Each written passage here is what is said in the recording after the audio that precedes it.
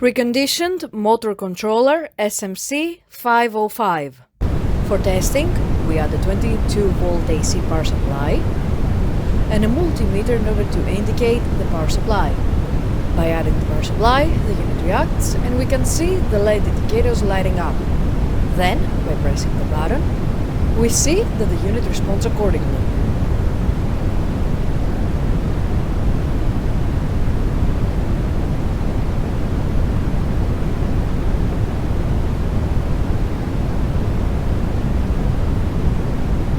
No further testing is possible due to lack of additional units.